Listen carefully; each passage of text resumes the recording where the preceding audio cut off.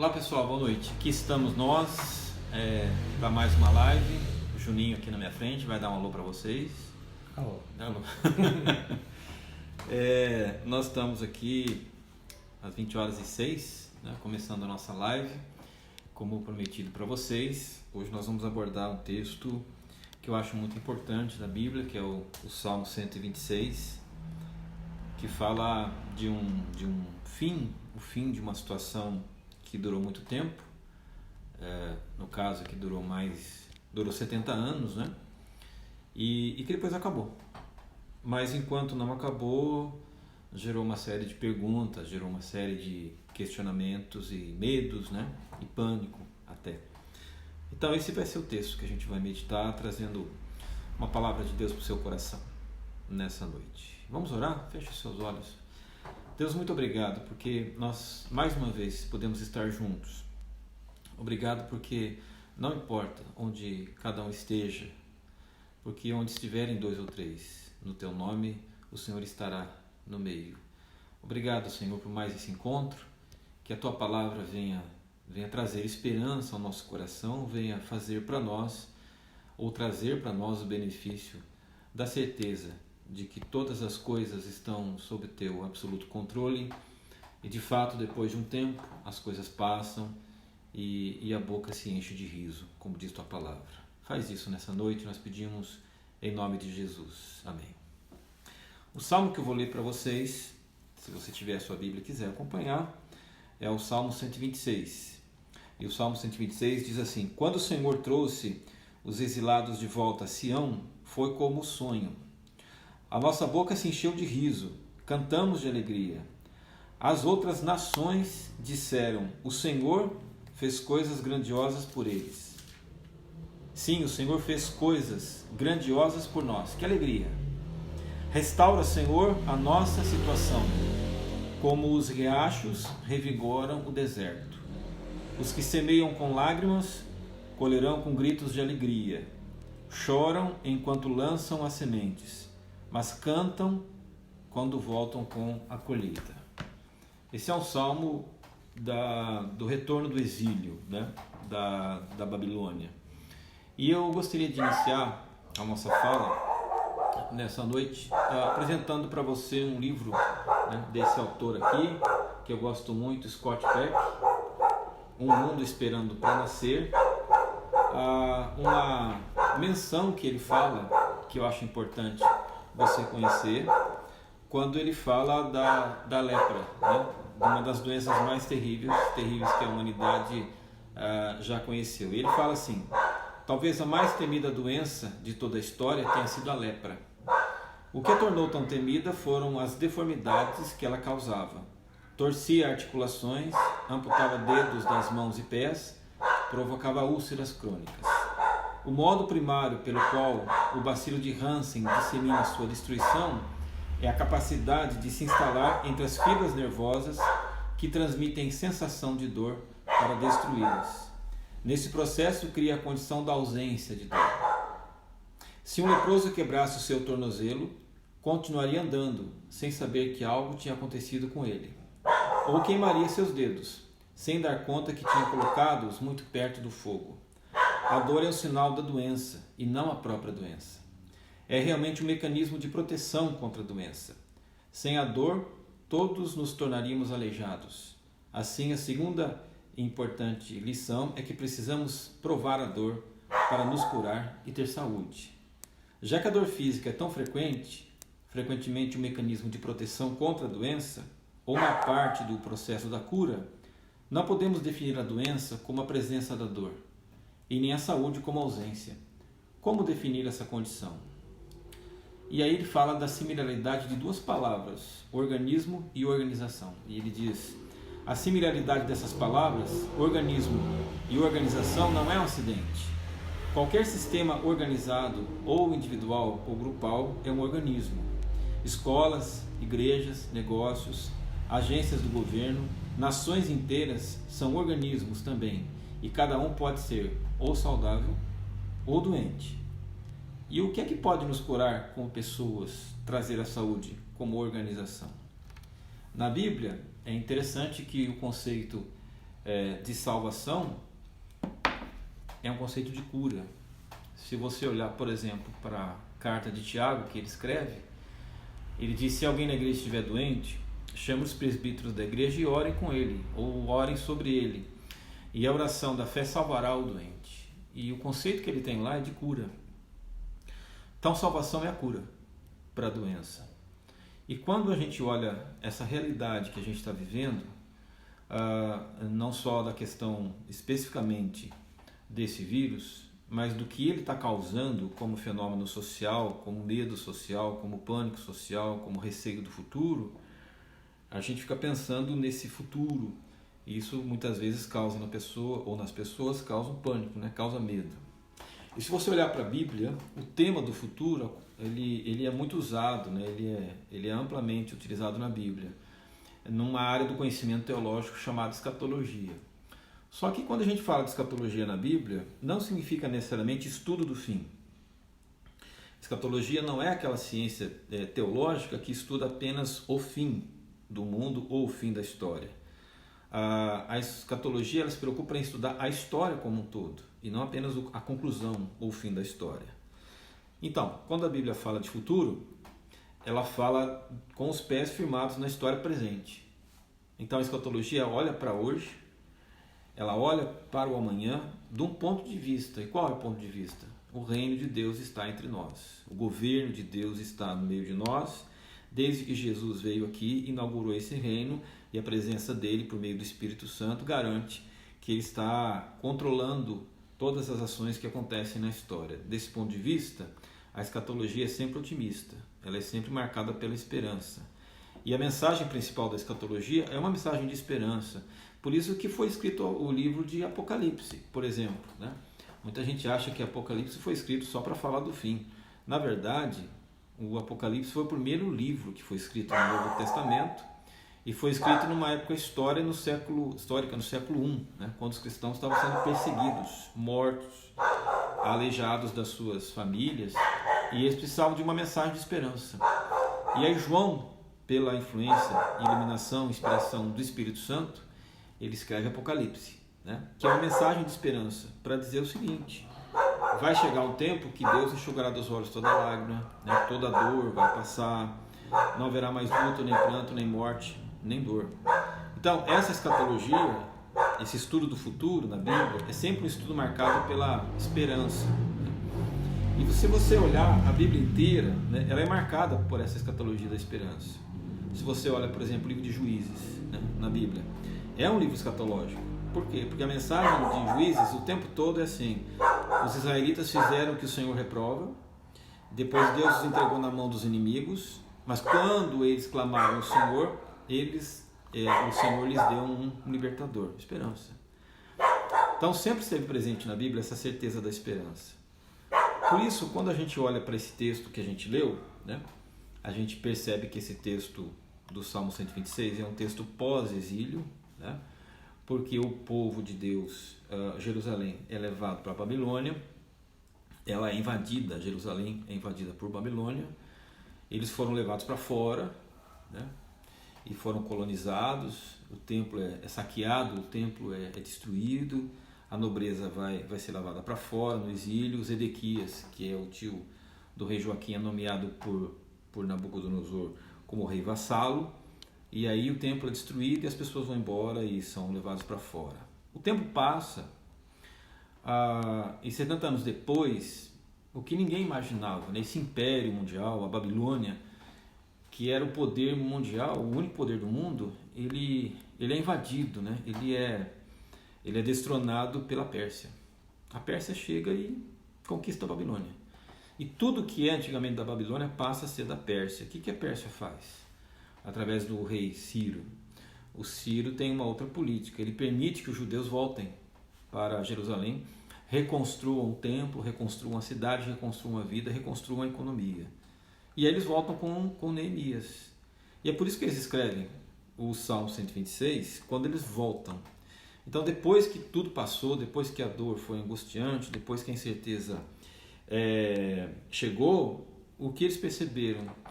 Deus cumpriu a sua promessa de esperança, de que um dia eles voltariam, de que tudo isso acabaria de fato. E os que confiam no Senhor são como o monte de Sião. Então, nessa noite, eu queria falar para vocês 3 coisas básicas, né, baseado no texto do Salmo 126. O texto começa dizendo: quando o Senhor trouxe os exilados de volta a Sião, foi como um sonho. Ninguém imaginava que a coisa ia mudar. Era como se de repente eles estivessem acorrentados, presos, oprimidos, e acordassem de um sonho muito bom, né? Porque esse exílio durou apenas 70 anos, mas durou 70 anos. Então, quando você é restringido na sua liberdade, como o caso deles, você não tem motivos para se alegrar. Você não tem motivos para viver com esperança. O momento não é assim. O momento é um momento de se refugiar até dentro de si mesmo, né? Tanto que eles escrevem outro salmo na Babilônia, que é o Salmo 137. Junto aos rios da Babilônia, nós sentamos e choramos com saudade de Sião e penduramos lá nossas harpas porque a gente não queria cantar. Há momentos na nossa vida que a gente se sente assim, como um cativeiro. Parece que não tem música, não tem alegria, os sons alegres vão embora, a motivação é apenas sobreviver, a fé é colocada em questionamento, a incerteza vai produzir a angústia, mas alguma coisa está acontecendo sem que a gente note, no cativeiro ou no exílio. Primeira coisa que a gente percebe: quem levou esse povo e permitiu que esse povo fosse para a Babilônia, para um propósito, inclusive de levá-lo para a Babilônia, foi o próprio Deus. Se você ler os profetas, Deus diz lá na Babilônia para o seu povo: estou levando vocês lá, para que vocês falem de mim lá. Então, havia um propósito missional, né? Deus os permitiu, ou permitiu que fossem, para que lá os babilônios também conhecessem Deus. A Bíblia diz que Jesus não foi para o deserto porque ele quis fazer passeio. Quem levou Jesus para o deserto foi o Espírito Santo, para treinar Jesus na resistência contra as ciladas e tentações do diabo. Então você percebe, quem que está movendo o tabuleiro da história não é o coronavírus, não são os governos, não é motivação política. Quem está movendo todas as coisas para alguma finalidade muito maior do que essa finalidade muitas vezes pequena que as pessoas estão tendo discutindo é o próprio Deus. É claro que a nossa estrutura não aguenta muito. E porque não aguenta muito, o próprio Deus sabe da nossa limitação e ele em algum momento intervém para acabar, para fazer cessar essa situação, essa dor, essa calamidade. Então, depois das circunstâncias terem cumprido um papel específico dado por Deus, Deus vai tirar as circunstâncias. Por isso que eles voltam para Jerusalém, dizendo: nossa, parece que nós estamos sonhando, mas nós estamos aqui. E realmente nós estamos aqui. É um sonho. É um sonho que a gente sonhava, mas agora é um sonho que está acontecendo. Queria dizer para você que talvez o seu momento seja um momento de pesadelo, mas um dia você vai acordar e vai perceber que a realidade mudou mesmo. É um sonho, e Deus faz a gente sonhar. Ele faz a gente sintonizar a realidade com a esperança, e enquanto a realidade não é tão boa, a esperança vai alimentando, vai nutrindo a realidade, vai transformando a realidade, mas é sempre Deus que se move atrás do cenário, seja nacional, seja mundial, e tudo que não colaborar com a finalidade dele, que ele deseja, vai ser alterado. Uma coisa que a gente não pode esquecer: apesar de tudo e acima de tudo, todas as coisas cooperam para o bem daqueles que amam a Deus. Então, nesse momento, talvez seja um momento de sonho ruim, mas na verdade esse momento vai ser removido, né? Deus vai fazer a gente sonhar novamente, vai fazer a gente dar aquele ímpeto de esperança que nos faz retomar a vida, como eles voltam para Jerusalém para reconstruir.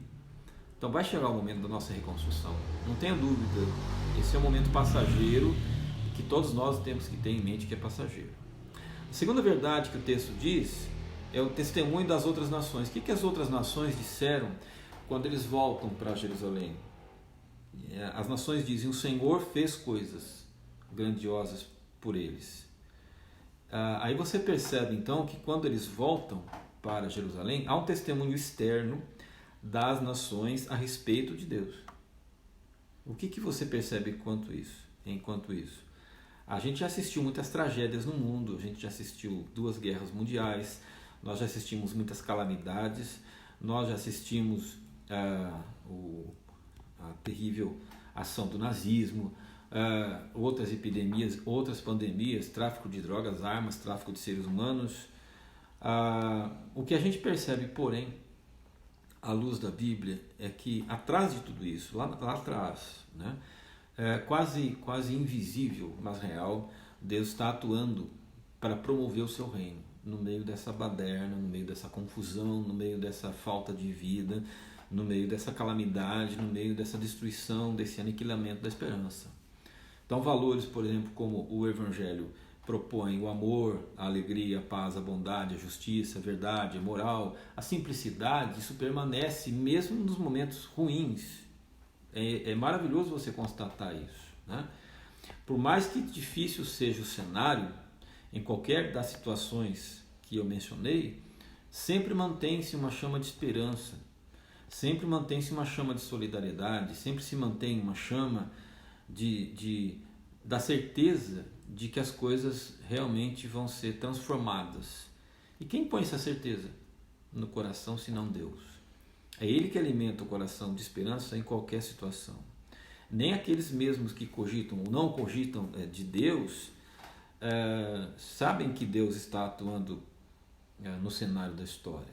Tem uma história bem engraçada, que ouvi uma vez de uma senhora que estava numa cidade muito grande e assistindo pelo rádio, ouvindo pelo rádio uma programação cristã. Ela, ouvindo lá o programa, ouvindo lá a pessoa falando, ouvindo as músicas, ela ligou para a rádio e disse que era cristã, confiava em Deus e precisava de ajuda, se alguém pudesse ajudá-la.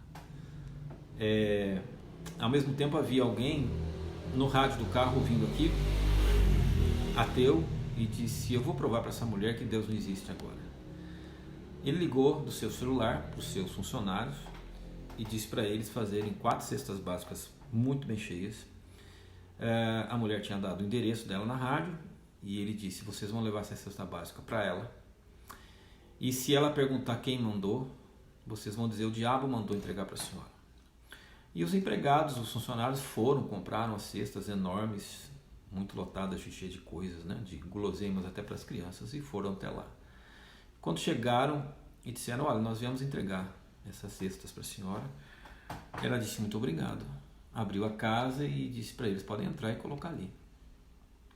E na medida que eles iam descarregando o carro e colocando as cestas na casa dela, eles ficaram incomodados, porque a mulher não perguntava nada, ela só estava cantando de alegria, agradecendo a Deus. E aí eles disseram: olha, pensaram, nosso patrão pediu para falar isso, disseram para ela: a senhora não vai perguntar quem é que mandou essas cestas? Ela disse: olha,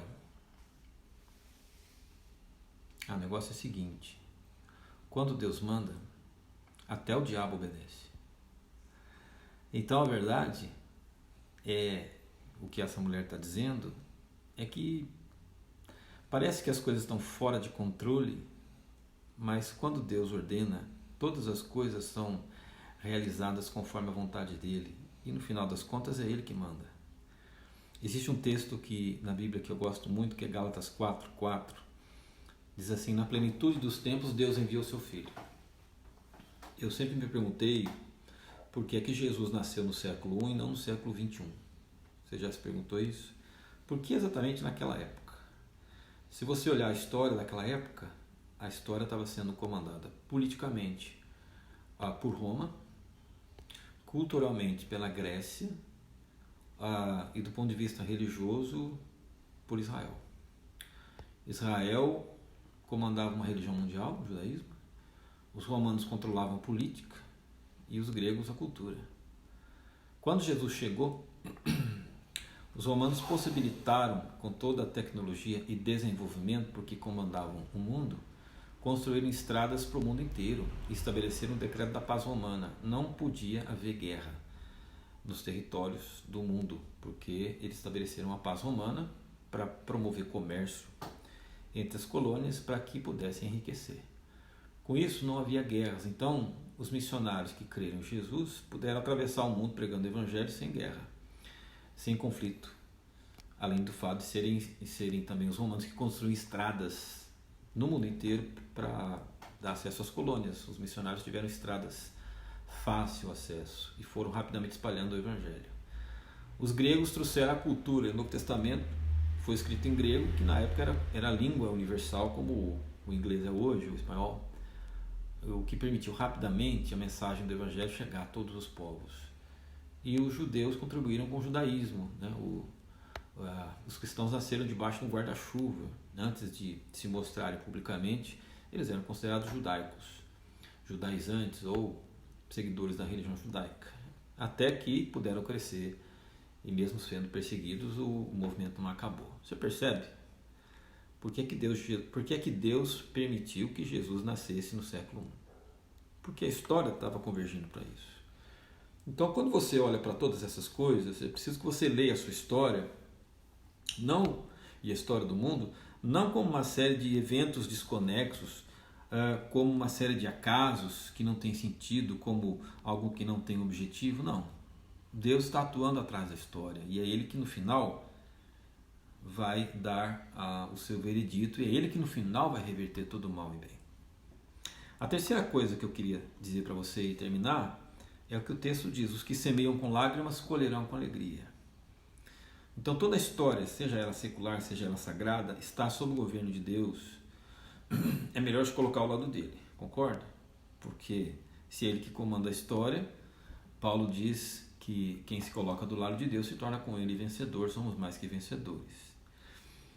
Agora, Paulo diz também o seguinte: de Deus não se zomba, porque tudo que o homem semear, isso também colherá. Essa é a chamada lei da semeadura, né?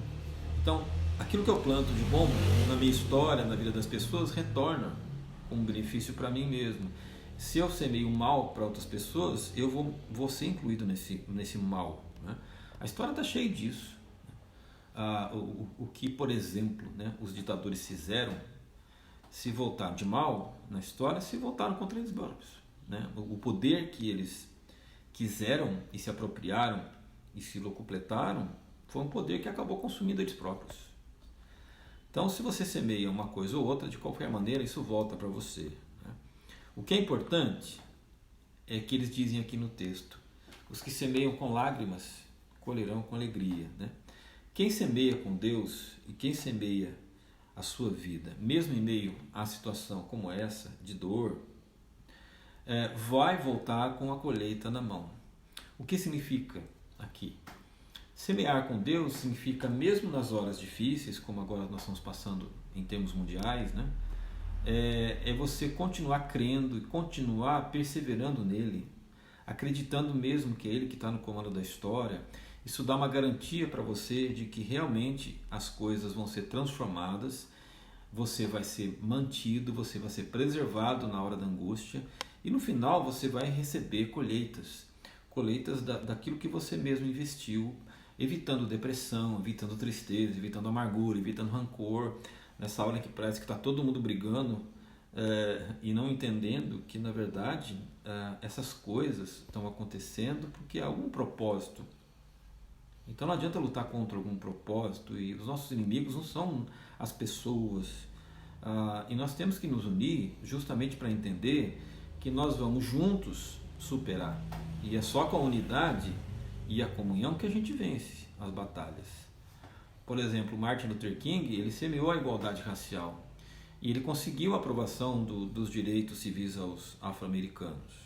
Olha um outro exemplo negativo, né? O Nero ateou fogo em Roma, colocou a culpa nos cristãos e condenou os cristãos à morte no Coliseu, e ele morreu odiado, perdeu o poder. Os cristãos, eles pregaram sempre o amor, o perdão, e a sua mensagem tem trazido até hoje saúde espiritual, saúde mental a todas as pessoas. Então, continue fazendo o que você tem que fazer em termos de Deus, em termos de vida espiritual, em termos de crer, em termos de perseverar, porque a Bíblia diz isso, né? Os que continuam semeando com Deus colherão com alegria. Agora, eu queria terminar dizendo para você uma coisa que eu não disse, que é o título do Salmo 126. O título do Salmo 126 é assim: Cântico para os peregrinos, a caminho de Jerusalém. Então, o que o Salmo 126 é? É um cântico. É um cântico entoado por peregrinos, mas peregrinos que estão a caminho de Jerusalém. Eu diria para você então que esse momento nosso agora é um momento de peregrinação. Peregrinação não é um estado permanente. Peregrinação não é um estado definitivo. O próprio ato da peregrinação é estar a caminho. Então eles saíram do exílio a caminho da cidade de Jerusalém para reconstruí-la. Então, tenha tranquilidade nesse momento. Nós todos estamos peregrinando para sair dessa situação. Nós estamos numa peregrinação. Segunda coisa que o texto lembra: a nossa boca se encherá de riso e nós vamos cantar de alegria. Eu acho que o que importa numa situação não é quando ela começa, mas como ela termina. E o texto diz, os peregrinos dizem: o Senhor fez coisas grandiosas por nós. Que alegria! Será que você pode dizer isso hoje? O Senhor fez coisas grandiosas por nós. Que alegria! Em fé, numa atitude de fé. Porque digo para você, isso aqui é um texto histórico. Isso de fato aconteceu. E não só esse, mas tantos outros textos da Bíblia são todos textos históricos que mostram de fato que a nossa situação sempre é transitória. A Bíblia diz que a gente não está numa situação permanente aqui. Chegará o dia, para aqueles que creem, que nós estaremos num novo céu, numa nova terra, não haverá vírus, não haverá doença, não haverá pandemia, não haverá política, não haverá discussão, não haverá economia oscilante, não haverá nada do que há e traz preocupação para a gente hoje. Enquanto isso, nós estamos no momento de peregrinação. Mas lembre, peregrinação é você sair de um estado para outro. Então nós entramos no estado 2020, parecia que estava tudo normal, de repente passou para um estado de calamidade. Mas tenha certeza, nós vamos sair desse estado de calamidade para essa declaração: o Senhor fez coisas grandiosas por nós, por isso nós estamos alegres. Deus te abençoe, desejo uma excelente noite para você e a gente se vê novamente no domingo. Um grande abraço para vocês, a família, todos que estão assistindo aí. Fiquem com Deus e vamos orar. Muito obrigado, Deus, por esse momento, mais esse encontro com a Tua Palavra e a certeza que ela nos traz que somos todos peregrinos e que estamos em peregrinação. E que assim como é a peregrinação de um momento para outro, esse momento vai passar. Nós te agradecemos por isso, em nome de Jesus. Amém.